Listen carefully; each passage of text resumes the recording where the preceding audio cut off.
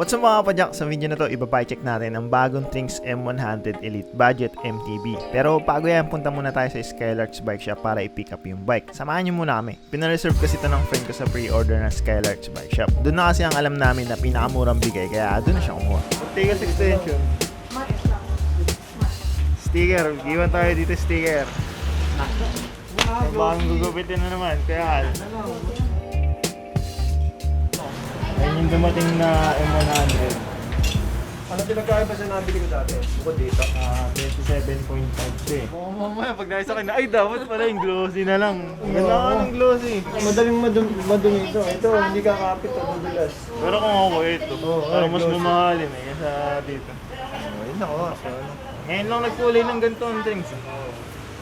Ganun ba? Rare ba yan? Pag rare, kukunin Oo, puro black na mat kasi ah. Okay yan. Yung mga tinitir nila, Epic Son, XCR, Ito, ano to? Ito, sticker to ng ano, may-ari nitong shop. Ito, sino to? Tagalog yun. Iuwi na lang namin to. Ito. Oh, dito yan. 148 boost.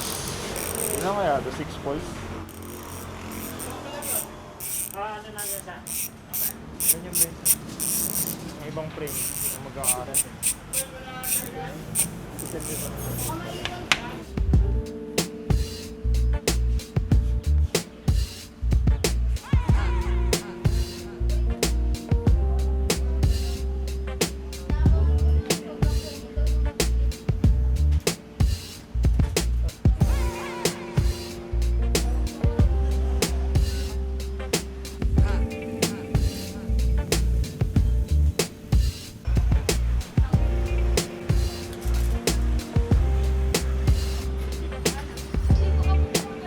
Pababae mo na ito ah. Mabay mo na, para ano.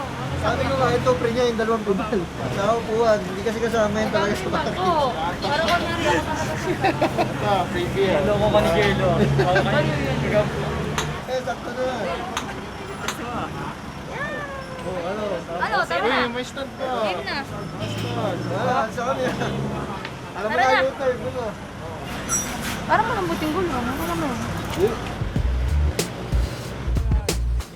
Okay lang ba yun? Plastic eh.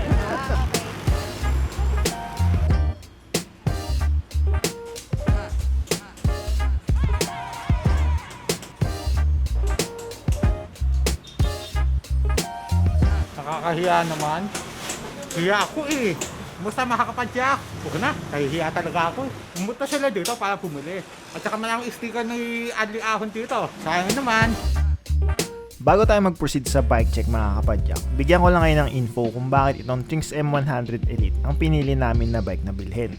Number 1 is brand. Isa sa mga well-established brand na ang Trinx sa local bike industry natin. Kesa kumuha ka ng mga bagong naglilitawan na kung ano-anong pangalan ng bike brand. Ito na lang. Matagal nang active sa local bike community natin ang Trinx. Ngayon, active na din sila sa international racing scene. From budget bikes to more expensive bikes, meron sila. And they are here to stay. Kesa sa ibang brands na ngayon lang natin naririnig. Yung mga yun, baka ngayon lang din yung mag-exist sa market natin. Number 2, price. Itong Trinx M100 ang isa sa mga pinakamurang aluminum frame na budget MTB. Dati ang price nito nasa 6.5 lang. Ngayon medyo may increase, epekto ng pandemic. Same sa ibang bikes. 8.9 ang price sa Skylarks Bike Shop. Other bikes below that price point kasi mga bakal pa at kung ano-anong brand ang nakalagay na drivetrain parts. May mga bikes na similarly spec pero more than 10k na ang bentahan. Right now, it's a decent choice for a bike of its price para sa mga naghahanap ng budget bike na sulit na bilhin. It is perfect for those with limited budget pero gusto lang mag-try na mag-bike as hobby. Game, bike check na. Aluminum na ang frame nito, size 16 na medium. Kung bibili ka ng budget bike, go for an aluminum frame para mas magaan at hindi kinakalawang. Yung size 16 na frame size, mas mababa ang standover clearance nito. Swakto sa mga rider na may height na 5'2" pataas. 27.5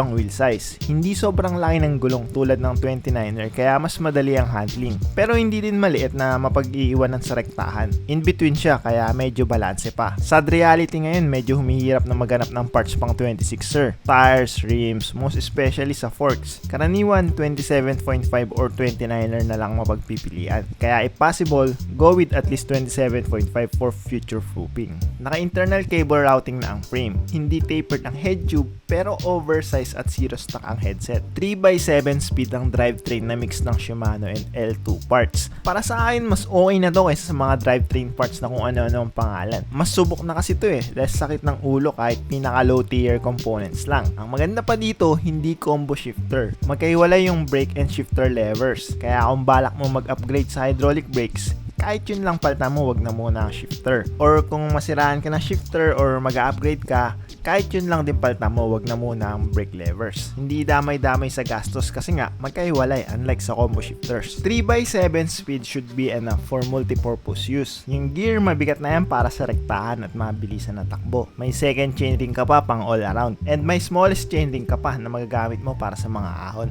May stand na din yung bike kaya easy lang ang pag-park. May eyelets na din for carriers or fenders kung balak mo lagyan. Yung fork may suspension pero basic lang. Wheels are not quick release kaya need mo pa ng wrench para matanggal ito sa bike. Medyo hassle pag magkakalas ka ng gulong unlike kung naka-quick release. Pero ayun nga, mas secure din kasi hindi basta-basta matatanggal yung gulong. Common naman ang ganyan na setup ng hub sa mga budget bikes. Tires are CST Jackrabbit. Fast rolling tires, good all-rounder. Isang difference nitong Elite model sa 26er is yung handlebar. May rise yung stock na handlebar nito at mas wide din. Sa Skylarks Bike Shop may freebie na bottle cage at chainstay protector. Kung saan pa makakabili ng bike na to, hindi ka na alam. Abang na lang tayo sa stock updates sa social media pages ng ating mga suking bike shops. Sino dyan mga nakatrings M100? Comment naman kayo dyan sa baba. That's it for this video mga kapadyak. Kita-kits na lang sa susunod na videos. Ride safe mga kapadyak.